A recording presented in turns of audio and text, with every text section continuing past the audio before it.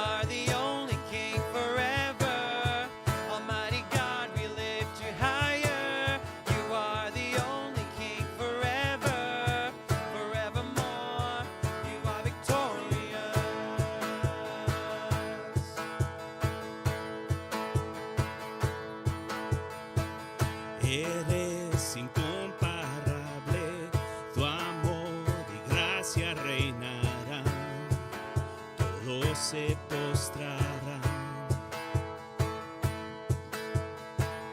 Mis sueños y anhelos, mi esperanza está en ti mi Cristo.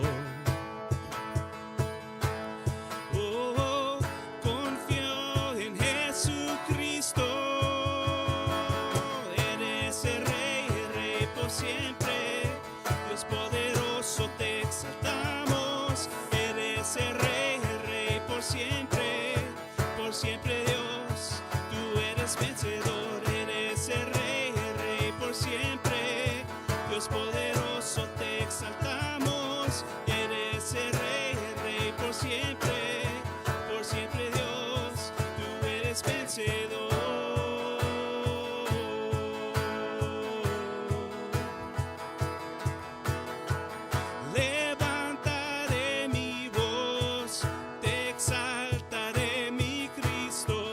Por siempre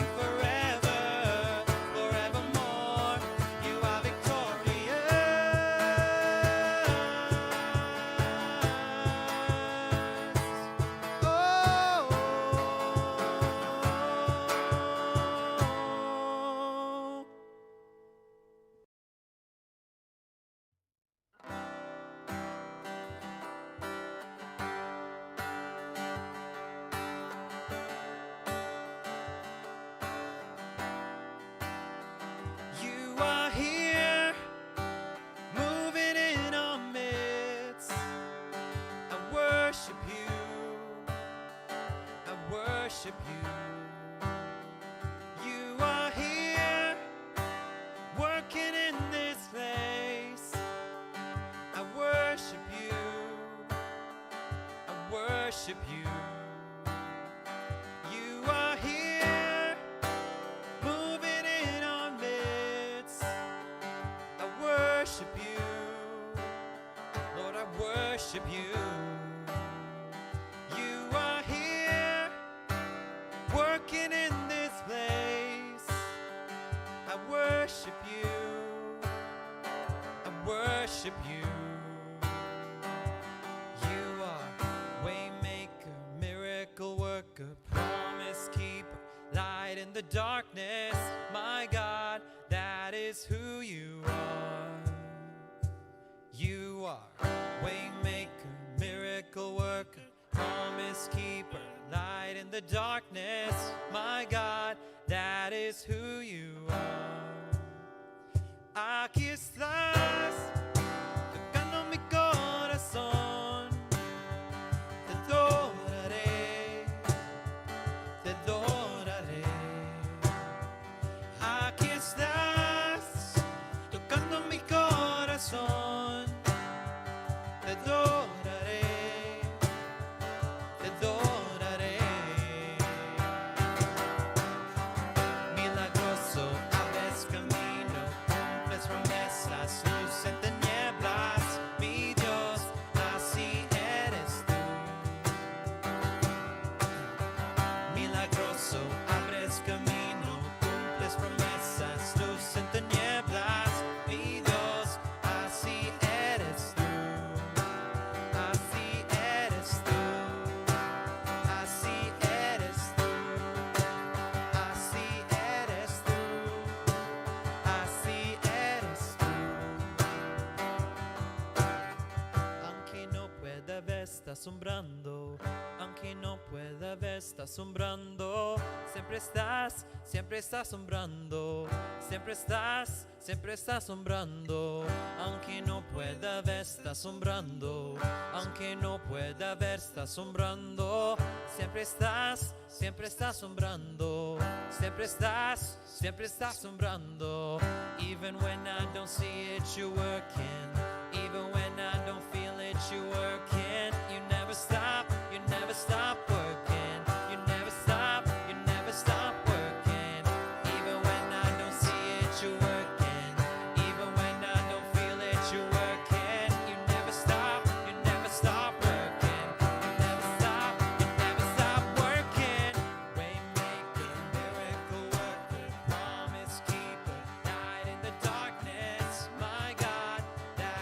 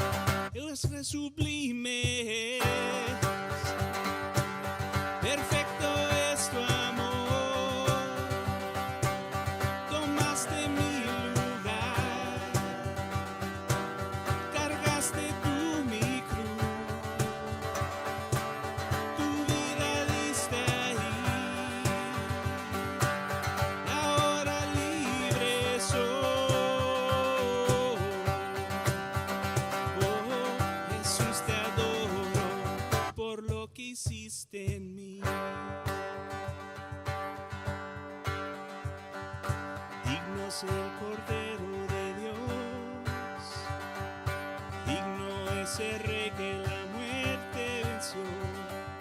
Digno es el Cordero de Dios, digno es el rey que la muerte venció. Worthy, worthy is the Lamb who was slain.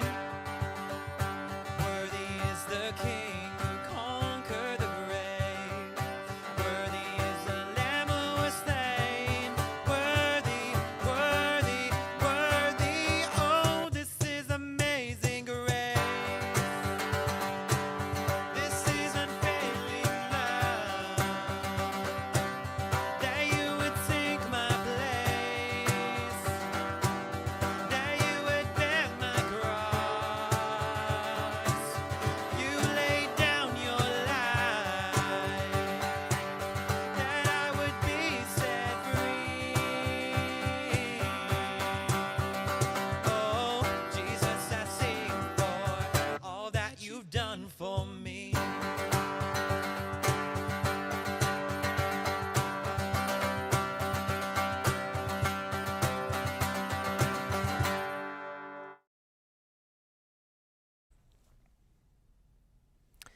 El libro de Apocalipsis a veces da la impresión de ser un texto muy espantoso. Es común pensar en este libro y enfocar solo en el fin de tiempos, cuando cada pecado y cada mal serán descubiertos.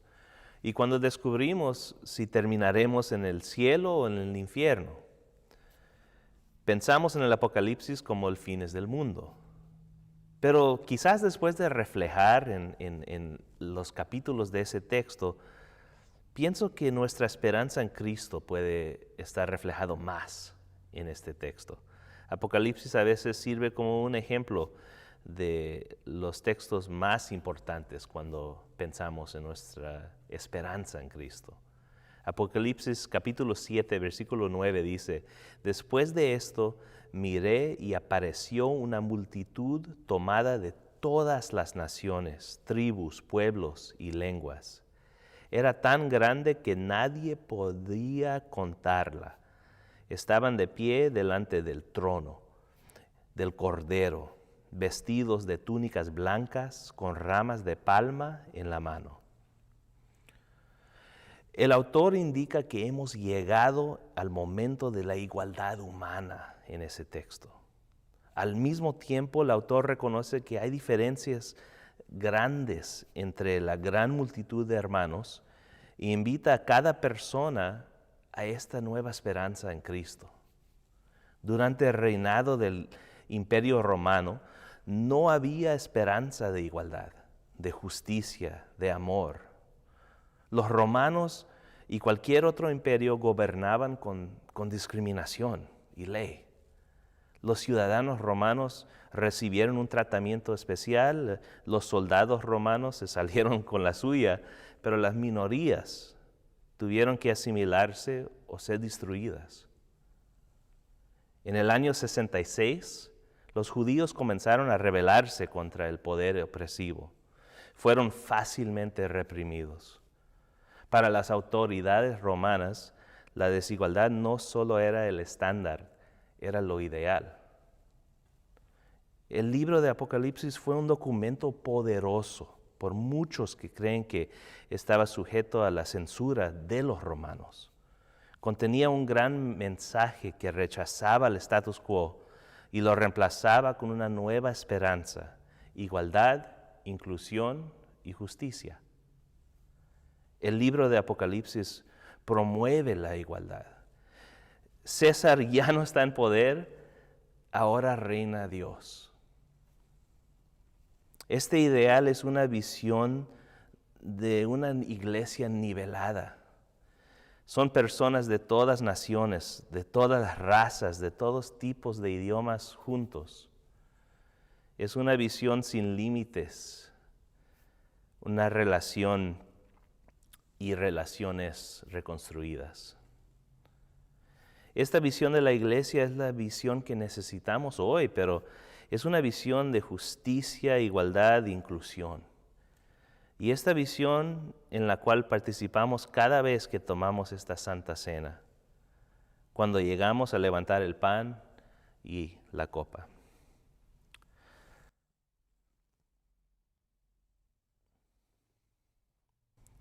Ahora, comamos el pan en la memoria de Jesús.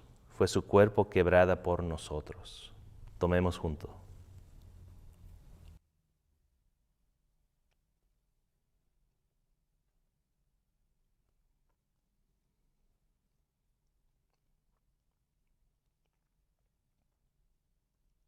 Tomemos la copa en memoria de dónde vamos en Jesucristo.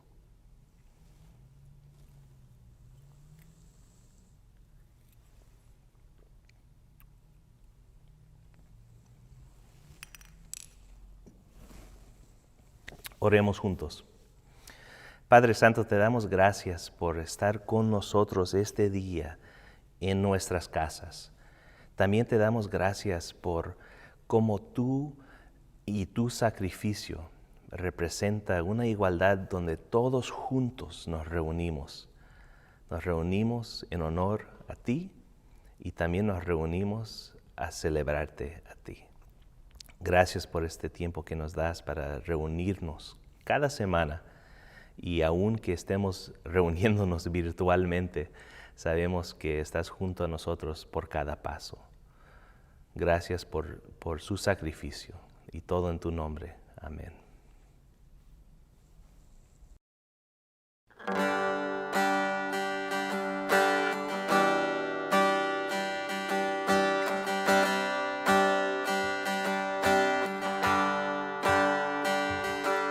No confiar en mi entendimiento, mi vida está en las manos del Creador de los cielos. No confiar en mi entendimiento, mi vida está en las manos del Creador de los cielos. Te entrego todo a ti, Dios, confiando que tú harás algo hermoso dentro de mí. Te entrego todo a ti, Dios, confiando que tú harás algo hermoso dentro de mí. I lean not on my own understanding. My life is in the hands of the Maker of heaven. I lean not on my own understanding. My life is in the hands of the Maker of heaven. I give it all to you, God, trusting that you'll make something beautiful out of me. I give it all to you, God, trusting that you'll make something beautiful out of me. Te entrego todo a ti, Dios, confiando que tú harás algo hermoso dentro de mí. Te entrego todo a ti, Dios, confiando que tú harás algo hermoso dentro de mí. Subiré al monte y alzaré mis manos. Subiré al monte y alzaré mis manos. Subiré al monte y alzaré mis manos. Subiré al monte y alzaré mis manos. I will climb this mountain with my hands wide open. I will climb this mountain with my hands wide open. I will climb this mountain with my hands wide open. I will climb this mountain with my hands wide open. And I give it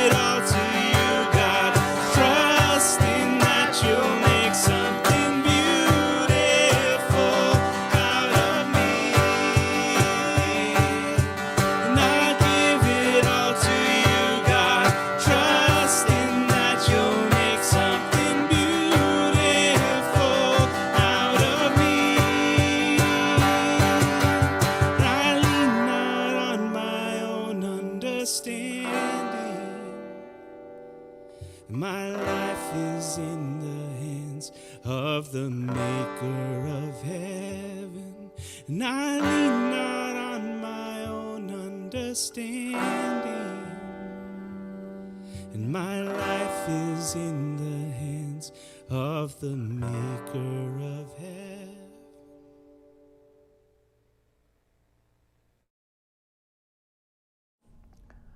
Well, hello again, friends at Anaheim First. It's good to be with you all again, even again if it's just digitally. And I want to start a new series of teachings today with you that we're calling Life Without Lack. And we're going to spend some time walking through Psalm 23. And so again, if you have a Bible on you, if you have it on your phone, however you resource the Bible, would you go ahead and pull that out? Or if you want to just listen along, that is great also. But you can turn to Psalm 23 if you want to follow along that way. Now, I know we're all a little bit sick of talking about it, but can I share with you what some of my COVID experiences have been recently? I had this moment where I was incredibly sad for my kids and all that's just being lost in their schooling. The experiences that they won't have with their friends. Some of the education experiences that they've missed out on. Even thinking about the possible scenarios of what next school year might look like for them. And honestly, in all of that, I felt a bit helpless. I want to do something, but I can't do anything about it. I don't have control over it. And I felt like I had this moment where I just felt like I'm lacking. I'm lacking as a parent, and I'm lacking as somebody who's usually able to provide solutions. I felt like I'm coming up short. Maybe for you, there have been some places and times where you felt like you're coming up short on what you think you can do, and so you have this keen sense of lack in that area. And then I have this guilt. I have this guilt because at the beginning of all this, I was gung-ho, maybe so many of you were. I was I'm gonna learn some new hobbies, and I'm gonna have time to complete projects that I've started, and that was going good. It was going good for a week or two, and then the quarantine fatigue just kind of hit. Have you hit that yet? And I haven't done most of what I said I was gonna do, and I have this guilt that's just kind of sitting back there over what I thought I was supposed to do, what I thought I was supposed to accomplish during this time, and I feel like I'm lacking in accomplishing that. I'm lacking on following through. Sometimes what I've become incredibly aware of is what's tangibly lacking. Maybe you've had these times too, where it's not just a sort of existential question about sort of what's lacking inside of you, but it's actually tangible, it's real. It's your bank account. It's the plans that you had for income. And we can look at those bank statements. We can look at what's happened with our jobs, and we can feel like we're lacking. I felt all those things. I felt all those things this week. And so I'm regularly, and even sometimes it's overt, but a lot of times it's very subtle. I'm being reminded of all the ways I'm lacking. And all the time, we all have these voices, and they're voices that are coming from outside of us, and sometimes it's our own voice inside of us as well that's reminding us of our lack and all the ways that we are lacking. And the 23rd Psalm actually speaks to all of that. We're going to spend these next several weeks walking through it, because what the Psalm 23 does is it invites us into a way of understanding and relating to God in a way that helps us to be more settled, in a way that helps us to be more present, in a way that helps us actually to be more whole. It helps us to look at what does it look like to live a life without lack. And I've taken that title, that phrase, from, first of all, from that first line in the Psalm, which we'll look at in just a second, but also, secondly, from somebody who's been incredibly influential for me, a scholar named Dallas Willard. And he was a theologian. He wrote on spiritual formation, and he was a philosopher. He taught at USC and passed away a few years ago. But he had a series of lectures on Psalm 23 that some of this has been sort of inspired by. But the opening line of the Psalm, the first line of the Psalm, is this: "The Lord is my shepherd, I lack nothing." Now, This isn't just a prayer of comfort, Psalm 23, that we just read at funerals.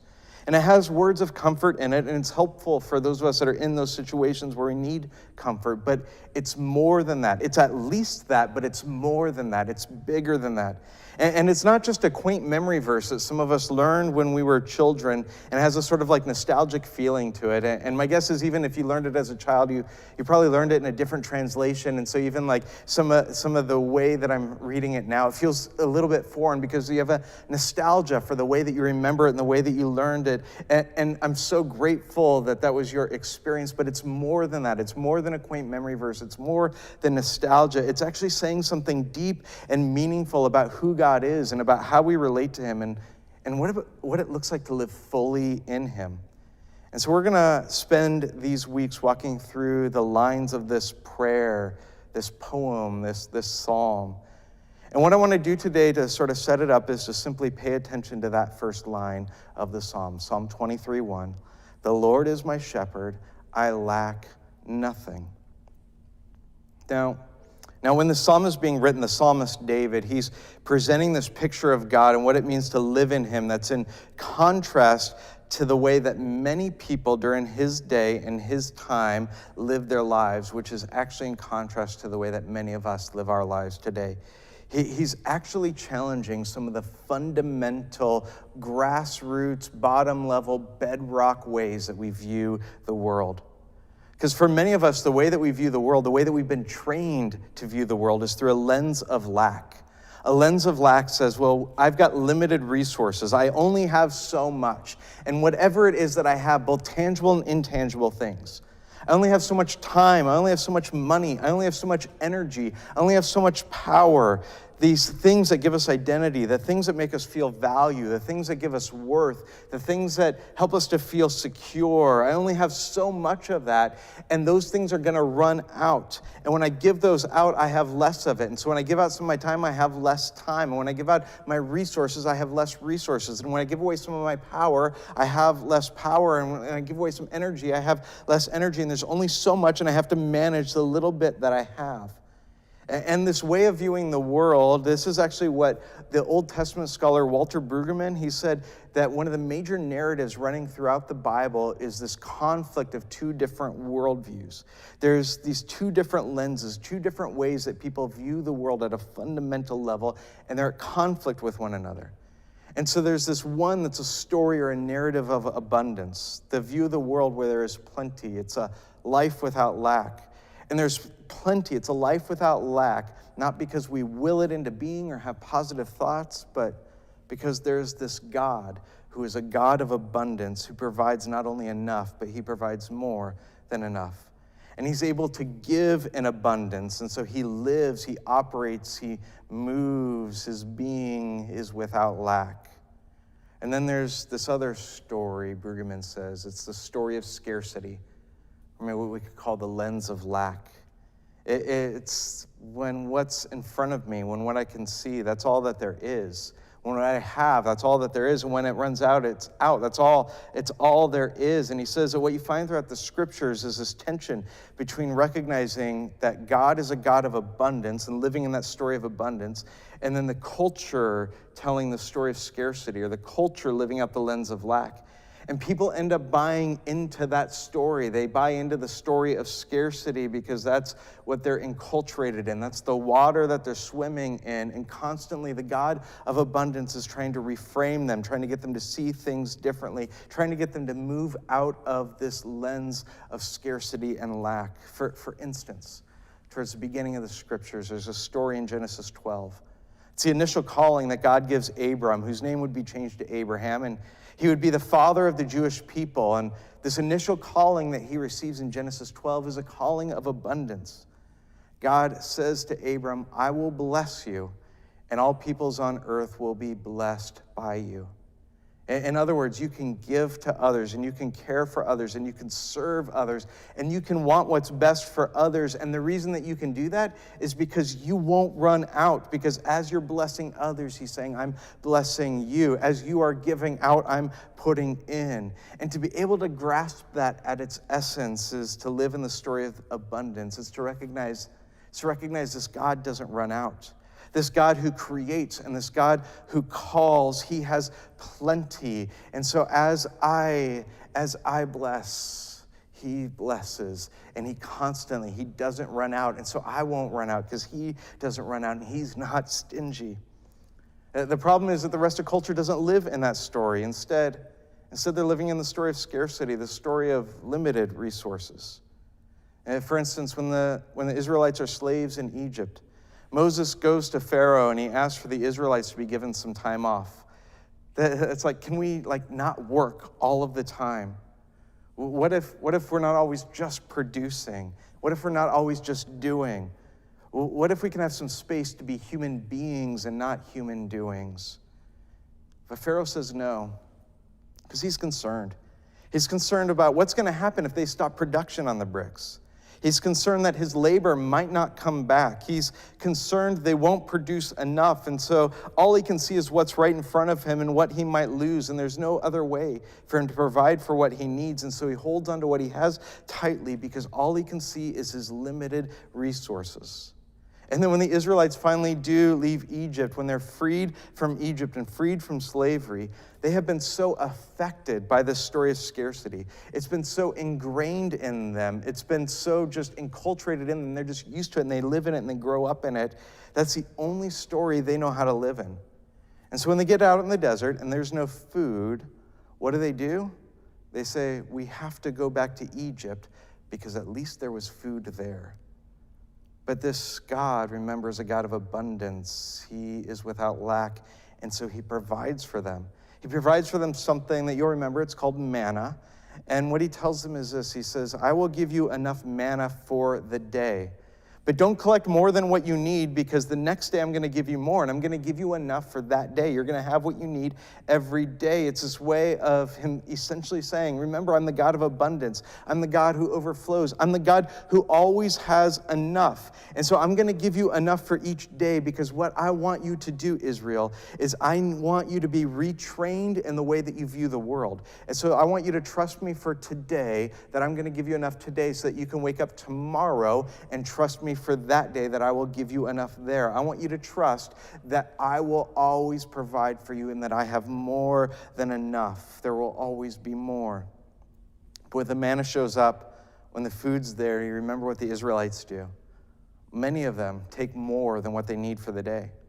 Because when we live with the lens of limited resources, when that's a story that we have lived in and been enculturated in, and we need to make sure that we're taken care of.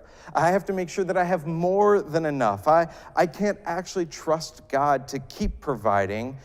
I have to make sure that I take care of myself. I'm responsible to make sure that I am taken care of. And the only way that they knew to live was through that lens of scarcity that says, this that's here, this that I see, this that's right in front of me, this that I can grab onto right now and hold on to, this is all that there is. What would happen the next day, though, for the people who had gathered more than what they needed?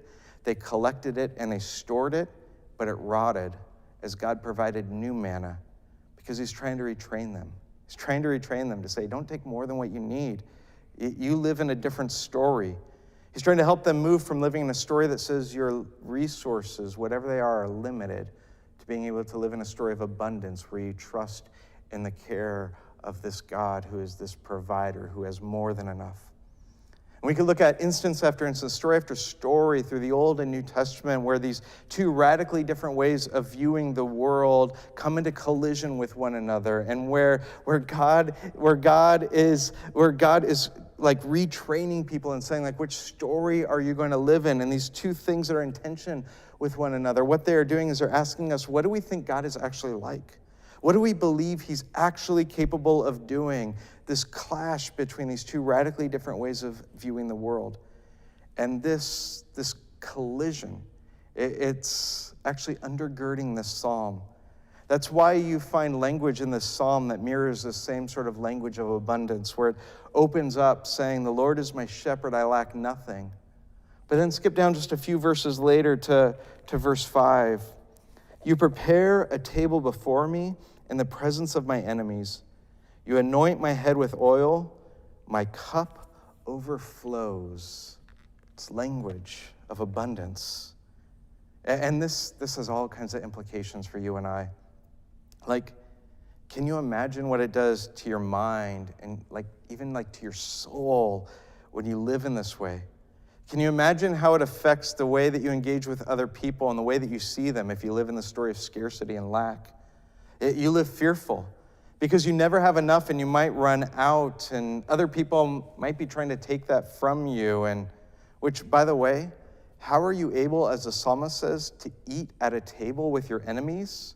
What kind of worldview do you need to live in? Do you need to live in a worldview of scarcity where it's fearful of others and what they're going to take from you? Or if you live in a story of abundance, of a God who provides and that you are able to live without lack, how are you able to eat at a table with your enemies? And so it does something to us. It does something to the way that we view others. You end up greedy because you have to hold on to what you have. I can't be generous. I can't help others in need. I can't give to the church. I can't lend my stuff to others because what I have, this is all that there is, and it's going to run out, and I got to make sure I'm taken care of, and I've got to hold on to it. I can even really easily justify treating others poorly because there's only so much and it's going to run out, and I've got to look out for myself. And throughout the 23rd Psalm, there's this assumption that at the source of the universe, it does not work this way. That at the source of the universe is a self-sufficient God who operates out of abundance, and in him we live, and in him we trust. And so through poetic language, the 23rd Psalm is saying to us, you don't have to live like that. There's a better way, a richer way, a more whole way of living. In fact, I would actually argue that the 23rd Psalm is complete nonsense, and it doesn't make any sense at all unless we first start in this place, where we understand that God is our shepherd, and within God, we live without lack. But friends, we've got to retrain ourselves to live in this kind of way, to view the world through this sort of lens, because we have been trained and enculturated by just the waters that we swim in the world around us to view the world in another way. We have to retrain ourselves continually to trust in God as a God of abundance. And so that's why what I want to do is I want to ask you to do something with me. If you try an experiment with me over the next 30 days, if over the next 30 days you would just give this a try with me, to, as a community, as a church, that we would all together do this thing to help us all together be doing the work of retraining ourselves to continually remind ourselves of God as a God of abundance and what it looks like to live in him and trust in him. And so the first thing that I want to ask you to do over the next 30 days is to pray this prayer that we've sent out to you. We called it the Life Without Lack prayer. And this prayer just essentially mirrors and follows along the 23rd Psalm. And what I want to ask you to do is I want to ask you to take this prayer and maybe you could put it up on your phone or on your desktop, on your computer, or maybe you print it up, you get a physical copy and you tape it up on your mirror in your bathroom or something. And I want to ask you if every morning for the next 30 days, every morning, would you pray through this prayer? And that all of us collectively as a church will be praying this prayer together every morning as it just sort of mirrors what's being said in the 23rd Psalm. And then the second thing I want to ask you to do is throughout these 30 days is to also read through the 23rd Psalm once a day. And so maybe if in the morning you would pray that prayer, then maybe in the evening before you go to bed, you would read through the 23rd Psalm. And what's going to happen is over the course of reading it for 30 days, different things are going to stick out to you in different ways. That sometimes something's going to hit you like at an emotive level, and you're not even like going to fully understand, but it's just a sort of like guttural reaction that you're going to have to it. And I just invite you to slow down and pay attention to it. Sometimes things are going to hit you at sort of an intellectual level, and you need to like dwell on it. You need to think about it. You need to ponder it some. But what if every day we pray this prayer together in the morning for 30 days? And what if every evening we just slowly read through the Psalm for 30 days as this way of developing this habit? Because what happens over that period of time is we'll have done something enough that it develops a habit in us, that it begins to retrain the way that we act and the way that we think. And so, friends, like we can live our lives like there's never enough. We can live our lives like we're going to run out, and that whatever we have, whether it's something tangible or intangible, that we got to hold tightly onto it. And that we got to be constantly concerned with how we're going to get more. Or we can learn to fully abide and relax in the trust of the shepherd with whom you lack nothing. And so here's what I want to do as we end our time together is I want to pray the life without lack prayer. This can be day one. So look, you're getting a head start. You only got to do 29 more days. But would you pray with me this prayer? Let's pray. And so, Lord, help me to trust that you are a God of abundance who provides me with a life without lack. Breathe life and rest into my weary soul. Show me the way of goodness, truth, and beauty as I make choices throughout my day. Remind me of your ongoing presence in my life and give me confidence in your care and provision, even in my difficulties. May I be so secure in your goodness and love that I am even able to care for my enemies. And may I live generously out of the overflow of your love in my life. Today, I will abide in the presence of God, who I walk with now and forever. Amen. Amen. Grace and peace, friends.